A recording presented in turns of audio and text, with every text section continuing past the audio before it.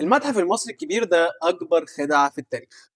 مساء الخير، هو المتحف الجديد ده اللي عامل صيت واخدنا اجازه يوم الافتتاح ده ايه لازمته؟ اولا تعالى كده نشوف بسرعه المتاحف العالميه بتجذب كام سايح في السنه وسارقين كام قطعه اثار من عندنا. 5 متاحف كبرى حول العالم سارقين مننا اكتر من 500 الف قطعه اثريه مصريه، بيزورها تقريبا حوالي 28 مليون شخص سنويا، وبناء على تقديرات منطقيه من 10 ل 30% من الزوار بيتجهوا لاقسام الاثار المصريه، يعني تقريبا من 3 ل 8.5 مليون زاير سنويا حول العالم بيشوفوا اثار مصريه في المتاحف الكبرى. الناس عندنا متوقعين 5 مليون بس، يعني في اليوم حوالي 13500 شخص هيروحوا المتحف المصري الكبير ده في منطقه الجيزه بس. واحد لذيذ هيقول لي هو انت بقيت بتاع سياحه ولا ايه؟ اقول له لا يا حبيبي، انا عايز افهمك السوق فيه ايه. طبقا للارقام المعلنه من وزاره السياحه ان مصر بتستقبل حوالي 17 مليون سايح سنويا على مستوى المحافظات، وان مصر كل الفنادق اللي فيها بتقدم حوالي 234 الف غرفه فندقيه في مصر. يعني المفروض حسبه بسيطه، لو عندك عيله قعدت اكتر من 5 ايام في مصر يبقى في ناس مش هيلاقوا مكان. يعني ببساطه احنا عندنا عجز في الغرف الفندقيه في مصر، وده اللي يخلي اي مشروع جديد بيقدم لك فندق صغير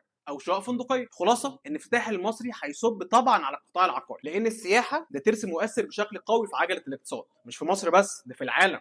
والدليل ان احنا بنشوف دول ما عندهاش تاريخ بتحاول تطلع اثار او تعملها او تقول لقيتها، مش مشكلتي. المهم بقى ان المتحف لما يجذب 5 مليون، يعني بزياده 30% من العدد الحالي، واحنا لسه اصلا مش مكتفيين من الغرف الفندقيه، هيخلي ايجارات الشقق العاديه والفندقيه تشتغل بشكل اقوى، وانت عندك ابلكيشنز كتير بتسهل لك الموضوع ده. اخر حاجه هقولها لك ان العقار بيثبت بالدليل انه محور اي اقتصاد.